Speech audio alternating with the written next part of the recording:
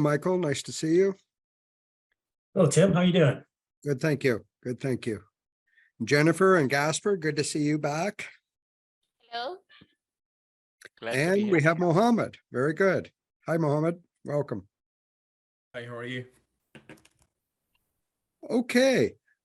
We have all our panelists. We have, I believe our panel now is about 45 minutes long. And maybe, especially for the new folks that are joining us, Michael and Mohamed, would you mind just doing a brief introduction of yourself and then we can begin? Michael, could you start? Sure. Thanks, Tim. My name is Michael Sitar. I work as Managing Director for RIEGL Canada, and I also manage the airborne portfolio for North America, including the Caribbean. Thank you. Mohamed? Hi, everyone. My name is Mohamed Hassanein. I'm a technical support and trainer with Cansel, part of the professional services team. Been working with Cansel for the last 4 years now, mainly dedicated for scanning and geospatial in general. Very good. Very good. So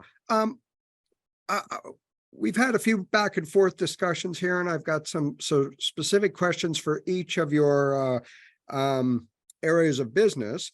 But I guess I wanted to start things off being an educator myself. It seems like everywhere is having challenges getting highly qualified people. And therefore also keeping them. Can each one of you comment on how you are finding, or if you're finding challenges with highly qualified people, and has that changed, pre-pandemic till now? Maybe we can go in the order as I see the folks here on the screen. Jennifer, would you be able to start us off with that? Certainly. Yeah, I think everybody agrees that it is certainly hard right now to find qualified workers in this industry, and especially after the pandemic. But I think that it really stems from educating a new generation. So promoting education for spatial the geospatial profession at all levels of education. We work closely at TopoDOT with the Get Kids Into Survey campaign, which promotes awareness for the industry in smaller children, in children of elementary and middle school all around the world. It's not just an organization here in America. It actually stems in the UK. So it's just small steps towards bringing awareness, bringing education.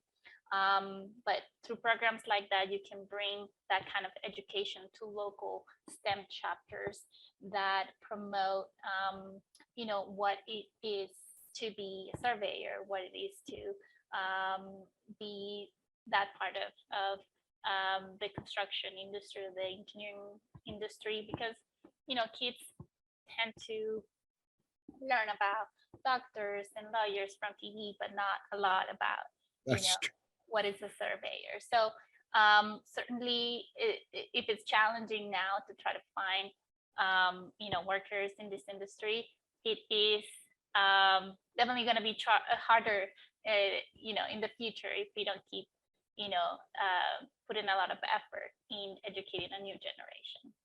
Thank you. Oh, sorry. No, Gaspar, how about you? Hey, Tim. Yeah, no, I completely agree with Jennifer. That's, and I would point it out that also it's not only that looks like the fields of geomatics. I don't know if the word would be attractive. It's not that attractive to the young generation. Maybe something that must go, and it must change at the educational level of this universities and institutions and educational institutions. But also, and I'm going to tell the story that I hear, every week here in Canada of my customers complaining, guys that are in the industry for a while, trying to hire people. And the most common complaint that I hear is they saying that the new guys that come out fresh from university, they don't want to go to the field. They don't want to go and do the surveying, job. Right. They want to stay in the office, processing data, doing cartography, doing the mapping, doing the processing, doing the drawings, but Yep. not actually in the field, the sand and the snow collecting data. So that's also a challenge for those for every surveying shop, right, in Canada at least, and that's a quite common complaint that I heard. So I think it's a combination of both. Education, educational, it's the most important piece. Of course, I agree with that, but also we need to find ways and to make it more attractive, not only for people, for young generation to get into the university, wanting, saying, I want to be a field engineer or geomatics or surveyor, but also to be more hands-on with the, acquiring data, being in the field and managing the service in the field as well. Yes, I mean, I don't think probably there's not that many jobs where somebody gets to see it from acquisition all the way through to the final product, which is absolutely often very, very beneficial. Absolutely. Quite important. Now, Michael, you've got a very unique, sensor, building sensors and so forth, but maybe you could talk about that and the HR issues and perhaps broaden it out to your clients as well, because obviously those are interesting observations. The geospatial industry is only increasing in relevance to the common person. It's so pervasive in everything we do. I've been in the industry probably as long as you have, Tim. But I can't imagine why they wouldn't want to be, given the 3D nature and the cool technology. It's cutting edge. It's only becoming more prolific, and it's moving down into the commercial domain. Part of the challenge, I think, maybe is for existing people within the industry, because jobs are so hard to get, they have so much opportunity for those that are already in it, and then we struggle with keeping them because of all that opportunity they have. Really, it's in this case it's an employees market to move around, and so the investment in training, qualifying, bringing them up to speed at the corporate level is extensive, and then to see these resources or assets disappear to our customers and that sort of thing, there's going to of course be an attrition rate, and if we're in their industry, that's great, but it is a concern. Finding qualified applicants is a challenge. We do try to leverage the academic institutions through internship programs, cultivate them into the corporate environment, and hopefully, build relationships and loyalty through those avenues. But we do, I can empathize with the other panelists that it is a challenge to attract that talent. No, you make a good point about retention, for sure. Mohamed, would you like to comment on that? Yeah, actually, the covered most parts. So I just have one thing to mention. I use my almost the last 4 years mainly working in research, working with universities. Now jumping to the industry, I have like a different point of view. So I think the main issue now that geomatics world and surveying in particular is more like a tool now. It's not anymore an independent thing for that you can go and have like education for. It seemed that it's not enough for after that. So it's more like you're like a new language that anyone who's working as a doctor, working as an engineer, or working as any kind of field is using it. So it seemed like that it's no more have like a valid thing. It's more like that we need to go for educational institute and market more to make it more appealing to lots of students. But I think the main problem that it's not enough by itself. We need to add coding to it. We need to add other stuff to have more value for other people. That's mainly the problem, in my opinion. Yes, no, some really good points there. I'm just going to post a question that came into the round. There's actually two in there now.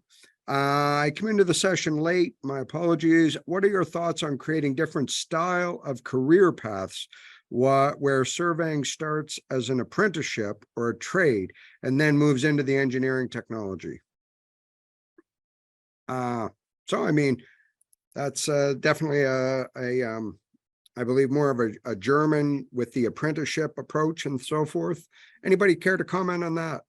Well, actually, I was going to mention that I found that it's a little bit different in some regards. For example, I hire sometimes kids that go for game design or things that are popular in their lives as they start college and whatnot, and that they don't realize that they could be good in 3D spatial modeling. And once they find that they like it, then they stick with it, and they already have some skills that video games have given them to do well. So sometimes it's a matter of exploring other professions where people might not be aware that there is something for them in this industry. It is the same, for example, now with drone pilots.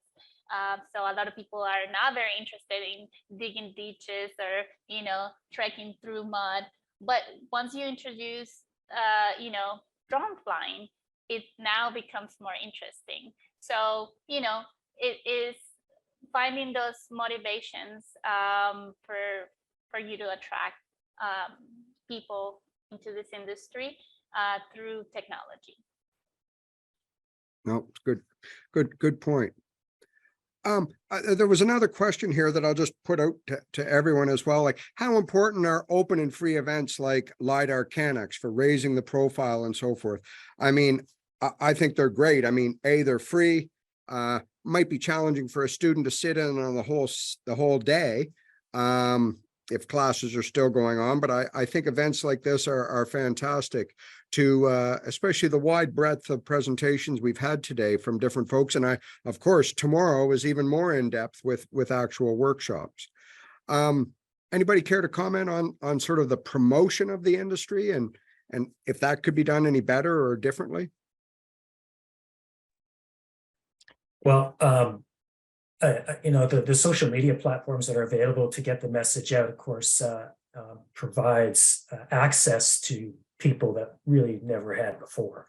And so, just leveraging those platforms will provide the visibility and touch points, I think, that will increase the participant level. And then, of course, promotion of certain videos that you recorded, such that we can do a staggered release over the following year of key speeches and presentations. Also adds mileage to that investment of time up front. So we sort of take that approach as well, is maintaining visibility as opposed to a one-time event, once or twice a year, through the continuous promotion of the recordings you've already. Yes, you don't sort of saturate everyone right from the start, and exactly. Yeah. I mean, I think it's difficult to retain everything that you're gonna see here today, but it's important just to kind of see, okay, there is this solution out there, and then learn more about it on an individual basis.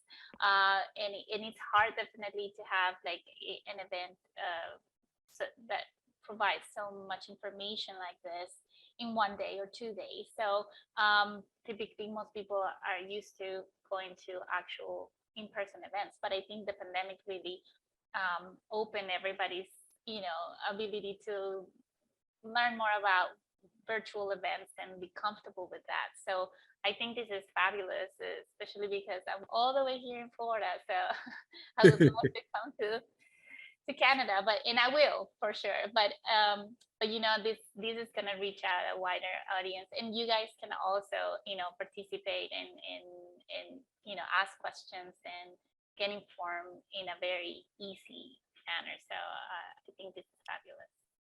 Yeah, Tim, oh, sorry. Go, Michael. Go. Oh, I was just going to comment that aligning the theme of the conference with relevant events of the day, what's important to the general population, focusing on application examples maintains relevance as well. Yeah, absolutely agree. Yeah, I was about to say that I think that this kind of event is like one stop shop. It's good for students. They in a way that they can get let's say the most advanced technologies and get speed up in one day, let's say, right? In everything that has been talking through the social media. But the truth is that, as Michael pointed, if you go to social media nowadays, you can learn about everything, right?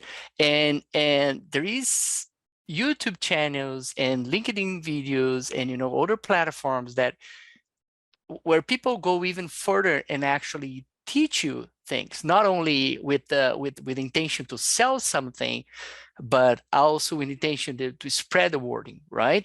To just share knowledge. So and of course, I do believe that it comes as everything else. It comes with the good and the bad. So people discover that, well, that's is a good way to learn, and suddenly they see this as a good profession, a good path for me as a career. But he's not from this world, right? I've seen that some customers that took the wrong decision, the guy was doing something else, says, oh, you know what, this is quite easy to do. I see my neighbor here making some money, so I just gonna buy one of those RIEGLs you put on a drone, right? Sell whatever I have here, and do that. And this is a dangerous position, right? So there's the goods and the bads. The technology make things easier, but we need the regulation to put responsibility on those professions, right? And so it's always for me a hard a line to draw between making it more feasible and easy to use and easy to achieve that final deliverable, right? And keeping the technical responsibility on top of that, right? So that's the challenge. So it's not only about learning about what is in the market and how to do that, but how to do that with responsibility, right? Yes.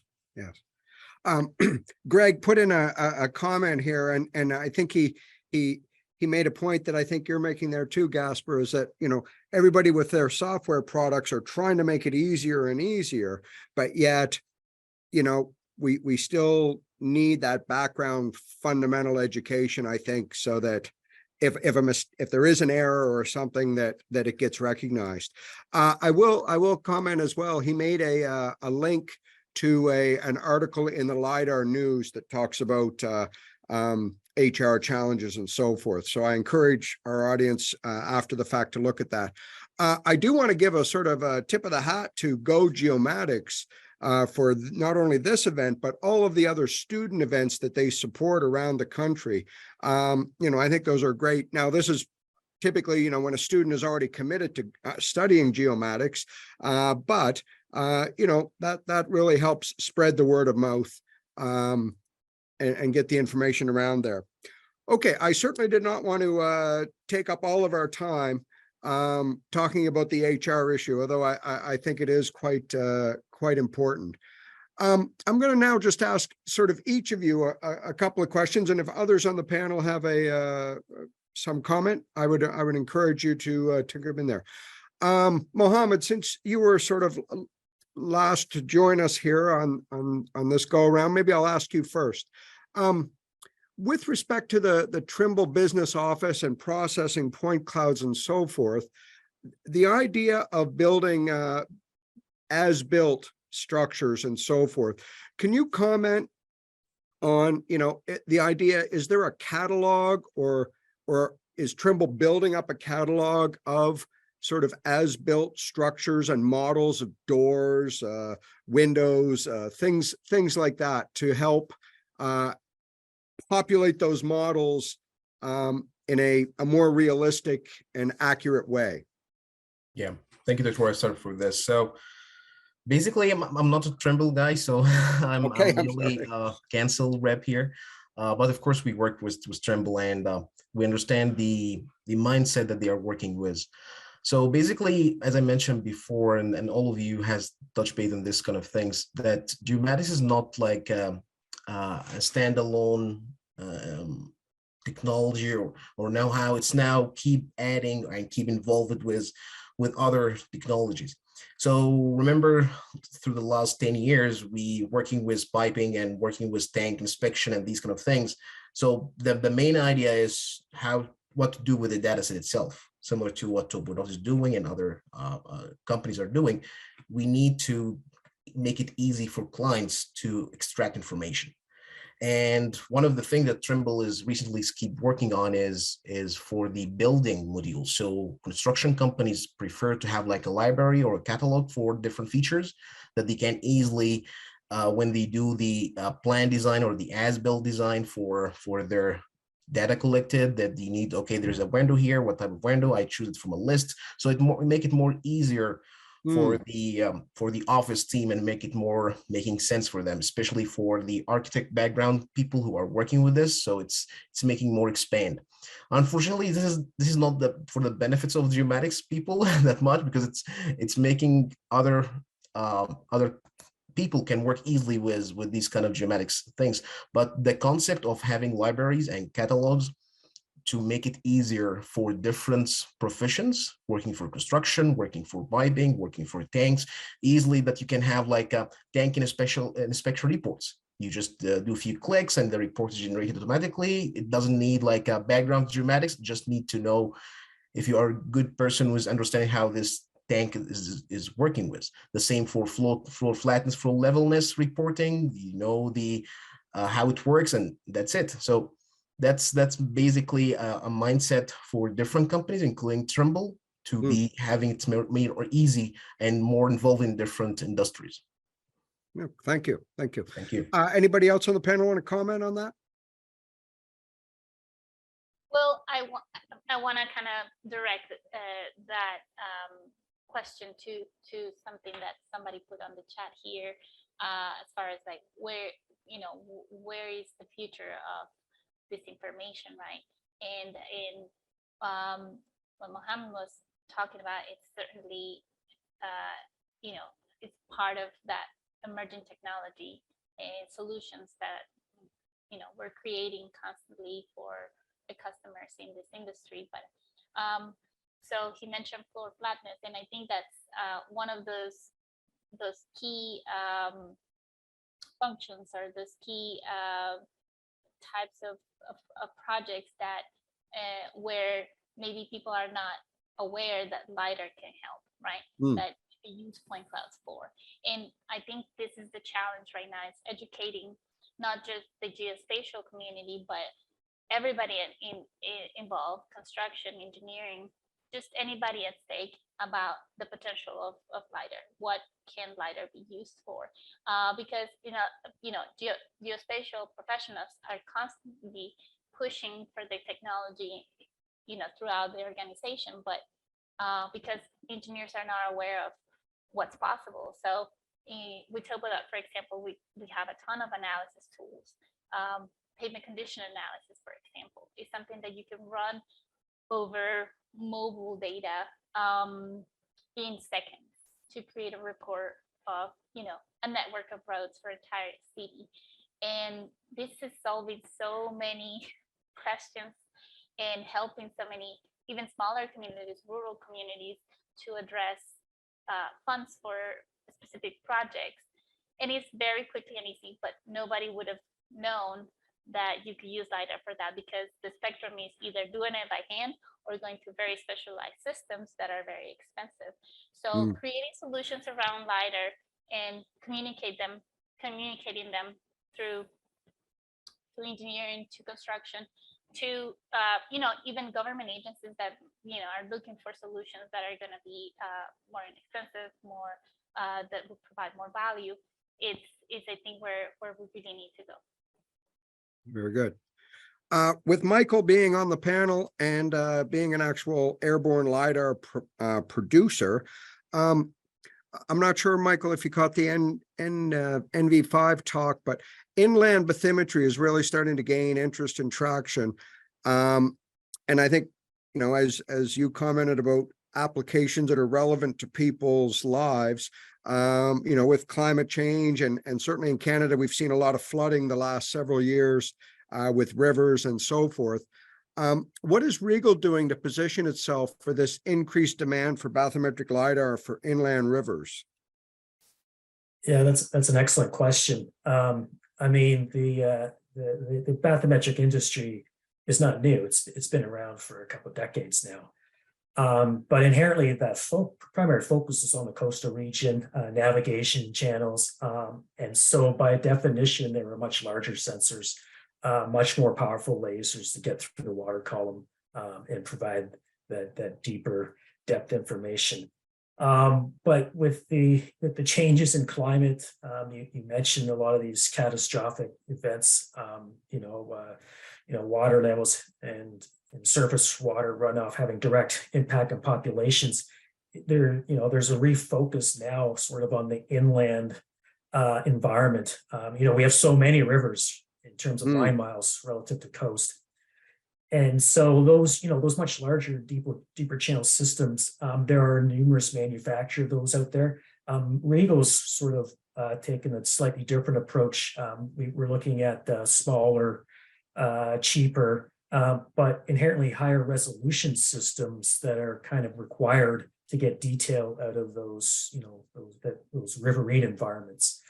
So that's where we're spending a fair bit of time on the research, but ultimately in the manufacture, sales support of bathymetric sensors is swap reduction to allow us to get onto more cost-effective platforms and put these sensors in the hands of smaller survey engineering firms and not necessarily much larger engineering organizations or government institutions for that matter.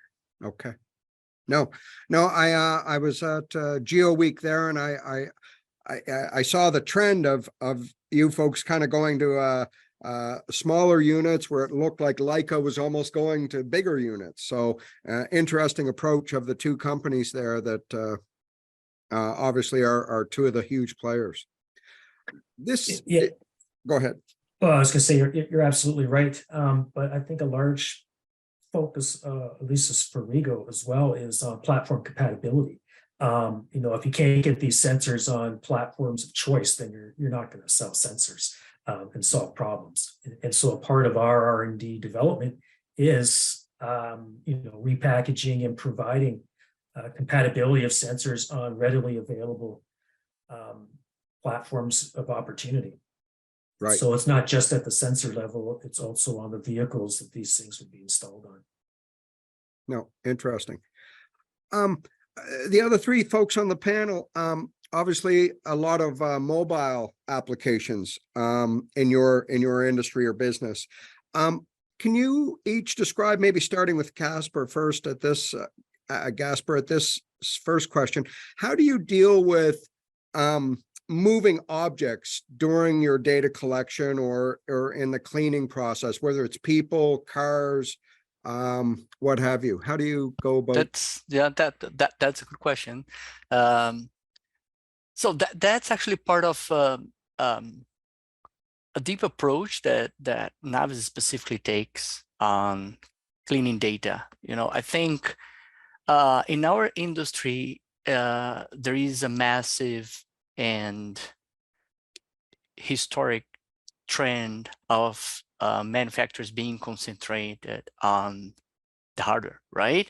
And I've been in this industry for a while, at least enough to hear a couple times from manufacturers that I worked for or I represented, I sold.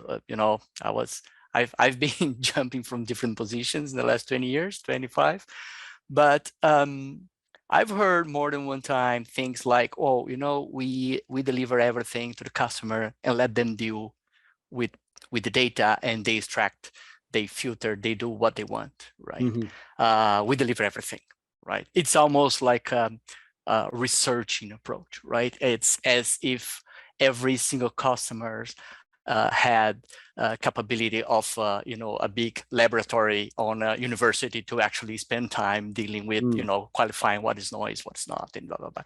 I think TopoDOT does a great job with that, because they say, you know what, given the data, and we will use our intelligence here to deal with that and extract whatever you need.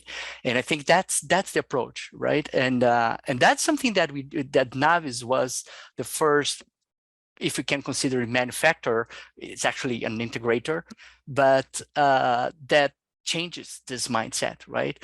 And that's what actually attracted me so much to NavVis, because it's a software-driven mindset company that also does hardware, right?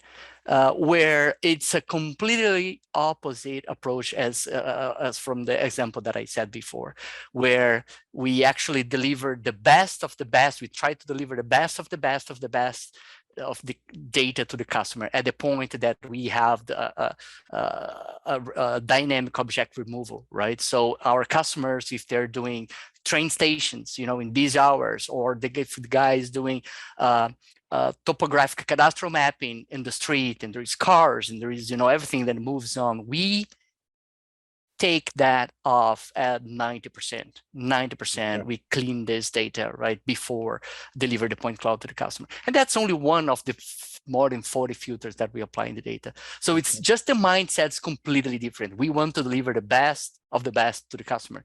And instead of, oh, we deliver everything and then you deal with that, right? So it's a mindset more towards to the software approach than the, hardware focused manufacturer. Which is kind of a historic in our industry. Okay, Mohamed, would you comment on that? With I know you said you weren't a Trimble guy, so would that be a Trimble Business Center issue? Yeah, or it's a mixture of everything. So yeah, so it's basically there's two issues here with moving objects, not just having noise or what we can consider as a noise, but also the occlusion that you are blocking for your feature of interest itself. So my first thing that you always use, if you can collect scan overnight, please do. So it's you're reducing the amount of moving objects. But of course, as Gaspar mentioned and other people mentioned, that lots of softwares that it's mainly in office issues. So in the office, through Trimble softwares, we have and I assume that other people have the same thing in most, but in TBC and Trimble it works, we have the capability to classify your data set, because most of our application is mainly related to the ground, trees, buildings, power cables, power poles. So this is the main object of interest for most of our surveyors and most of our clients, that we need to classify this, and easily dynamic objects like people, cars can be removed in the office. But of course, the main problem is not just to having these kind of noise, but the occlusion that they are blocking the way from the feature that you're looking for. Actually, this is the main problem. But and the other thing I want to comment, that there are two workflows. Companies as NavVis and other companies, they are mainly working to handle the data set by themselves, make it more easy for their clients, and that's a very good workflow. And the other companies that have some kind of like I respect their point of view, that they don't want to have their data sets online or with other systems. So they prefer to have them solve their data sets. And Trimble had the capability to work on both sides. We are Cansel, we're working with NavVis and Trimble, so we understand the two mindsets. It's good to have like multiple options for their clients, but it's also good that we have that in the industry, we have those solutions. But we understand that working with an easy solution workflow like NavVis, what they're offering, that we will handle everything for you, we'll deliver the final output data set that you can start do your extraction, whatever you're trying to do. This might be easy, but we also, it's very important to have in the market other solution that the client himself, he will have the decision to say, this is a noise and this is not, this is what I need and this is not. I don't want other to have an access more data set. That's very important. No, it's a good point. And Jennifer, I noticed during your presentation, you talked about how you can, if you had inclusion problems in the data set, you could still sort of, I guess, almost interpolate or approximate where features could be. Did you have anything more to add? Yeah, with TopoDOT, you don't really need to clean up this noise. So when we used to be in the hardware industry and in building solutions for surveying applications, the solution was always clean up the data, right? Like that's it, and that is customary because airborne lidar was being used, and you're looking in one direction, so removing anything from to the top would be easy. Now, when you're in mobile mapping, you're looking sideways, so you're not always having ground everywhere. So the approach of cleaning up data really gets complicated because it's not a automatic approach, right? You're still gonna have to clean up manually a lot of those areas that don't have any ground. So instead of dealing with that, trying to clean up data, we just went the other way. We just say, well, what is noise? Let's ignore it and let's use the data as is. So you're never really removing points that could potentially be important. It doesn't matter how noisy your data is, how much noise you have, you're still evaluating information where needed. So I would say, you don't really need to bother with cleaning up data. Now, clean up data if you have to create a fly-through, video, a presentation, a picture, or if you need to do classification there is a lot of applications for classification, like crash detection, or maybe to separate, for example, a bridge from the underside of the bridge. That's fine. Use classification all day long, but don't spend a lot of time trying to clean up data if it's not necessary. Okay, thank you. Now, Michael, I know you're more of an airborne expert, so I don't know whether you want to chime in on that question or not. I know RIEGL certainly has mobile platforms and so on. Any comment? Well, I think it's irrespective of the platform, whether it's mobile or airborne. Our customers generally want to provide maximum productivity and efficiency. And part of that is, the selective choice of a tool to collect that data. You may have to go in and backfill it if you have occlusions. So if that's an option for you. Gaspar mentioned it in his presentation. You may use mobile scanning, and then you use the NavVis solution to get some of the areas that are missed.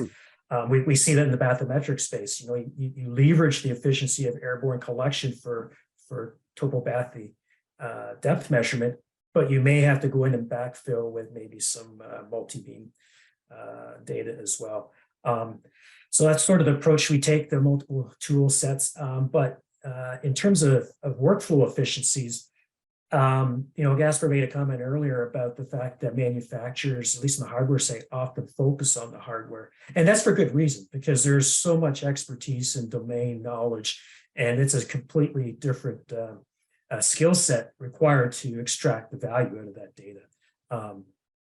For some, that business model is too large to also include hardware and workflow, especially with so many verticals. And so we leverage our partners, industry, software, organizations that their core expertise are in those areas. And where we try to help is, for example, we've got a free plug-in to ESRI, ArcGIS Pro. You can take your project data and you can access it and bring it into ArcGIS very effectively.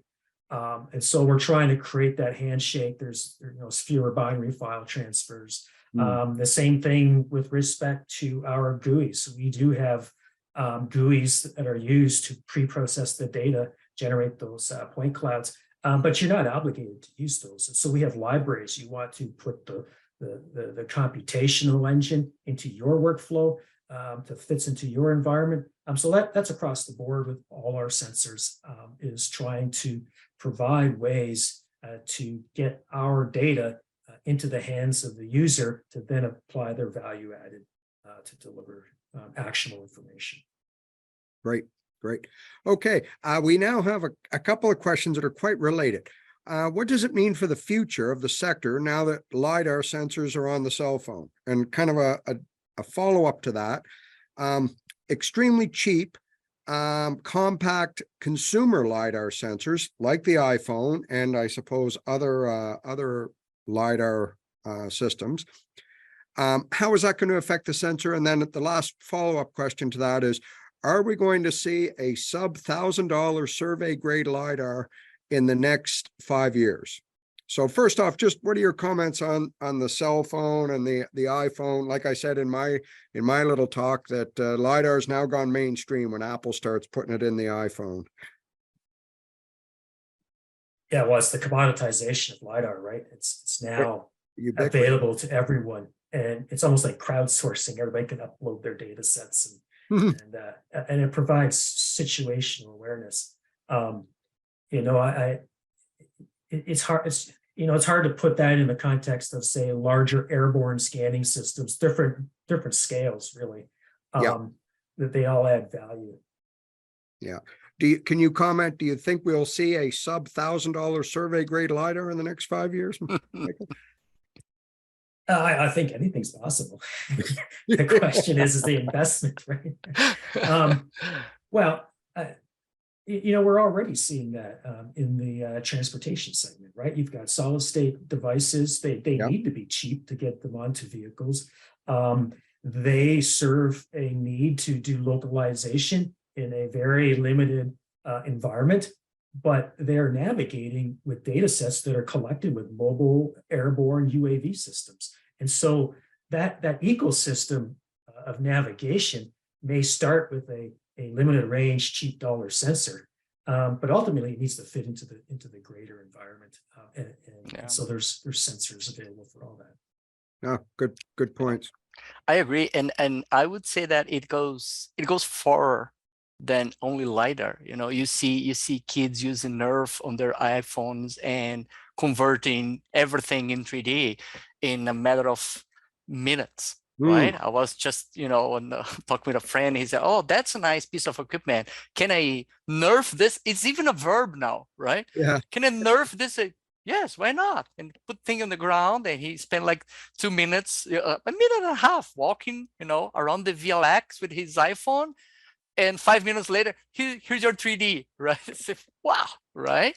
So that it's not only LiDAR, right? It goes beyond, since photogrammetry became this mainstream, years and years ago, and people started making use of that in a more comprehensive way with cheaper software to put it together, to stitch all the images together, converting that in a 3D solid, converted that solid in a 3D point cloud later on. I think that's the way. It's only a matter of, as Michael said, the scalability of that, and bring it to the survey grade accuracy. That always the kind of status quo, right? When we talk about accuracy, I think that's the real challenge. What I would expect in a solid way for the next 5 years would be much more towards to AI and robots, guiding LiDARs. Why not? Right now, I have one of our customers, Audi, the vehicle manufacturer. They're scanning with the VLX on the back of a Spot RoboDog, from Boston Dynamics. Okay. So the robots wake up after the third shift, I don't know, like 2 a.m. and goes by itself, scanning the whole manufactory up to 5 a.m. and then comes back to the main room and the guy just, download the data and send to the cloud, right? So I think that's a approach it's more solid in 5 years from now, to have a bunch of robots and, drones and in a more high autonomous, level than what we have today. Then, to be honest, a survey grade accuracy less than $1,000. That I think it's going to take more than 5 years. Well, you make some good points, Gaspar. In fact, many of our products are already compatible with the robotic operating system. So it's not putting a non-autonomous sensor on a robot. It's creating a robotic solution which includes the platform and the sensor. And so we've got numerous in situ, for example, terrestrial scanning systems. They automatically take a scan, that gets uploaded, it's analyzed automatically, and then hazard maps are produced for decision makers. So we're seeing a lot more of that, not necessarily autonomous, but it's an integration, it's kind of a homemade integration, right? That you don't need the whole full autonomous solution, but you can integrate some sort of autonomy in a device and adapt or customize, that towards to your needs, right? Exactly. I agree that's happening a lot. Yeah. Mohamed or Jennifer, care to chime in? I think it's a mixture of everything, guys. So I think it's more towards the application. I don't believe that it will be more investment in the sensors, but it will be driven by the applications itself, similar to the IMU concept. So if we go like 20 years ago, having a small IMU in your phone, it doesn't make any sense, but now it's in everywhere. But it was mainly driven by the application, the need to have a navigation system in your phone. We need to have like an IMU to be able to do this. This is what's driving the industry to have these things. So would it be having us something can be do this like $1,000 a rig? I don't think so, but we might have a decent systems that can help for different applications. And of course, the AI things and the robotics ones, we are going to lose more jobs, but this is a different story, but it's coming. Yeah. Mohamed, you made a comment about, all the automation and the workflows and whatnot, and the application sort of driving the innovation. We see that all the time. Our customers are providing us with the challenges, right? And we're trying to provide ways to address those challenges. A great example that I use is a customer was buying 2 sensors, sticking them on a helicopter pod so we could get better vertical geometry in his collection, because he observed that in the standard industry accepted configuration for mobile scanners. And that's a great business model. I can sell them 2 sensors, or we can say, well, can we do that with 1 sensor? And sort of that's been sort of driving our innovation, is looking at multiple scan geometries to provide the best possible data set within that application space.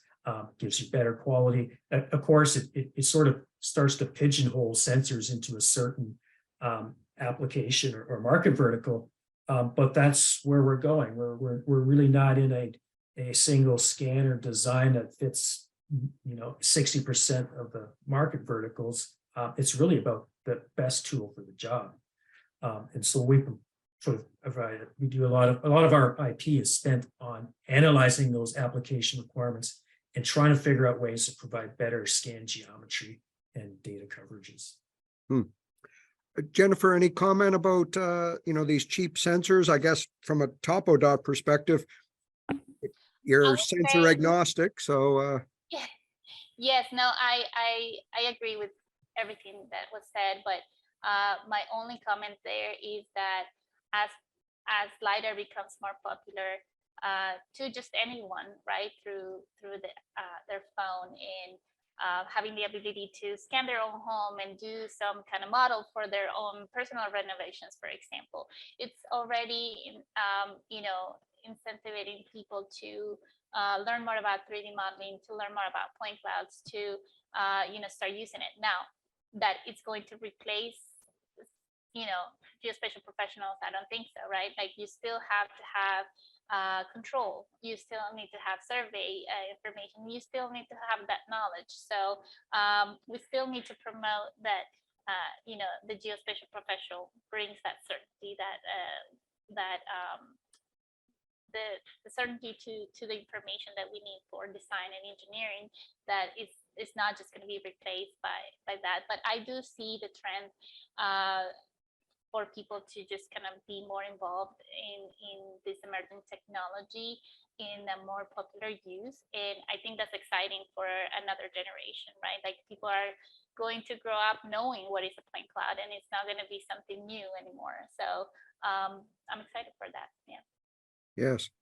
Well, we've used up our 45 minutes, and I've been sort of given a nudge from the organizers to wrap up, but I want to thank you all very much for very, very interesting chat, very interesting comments.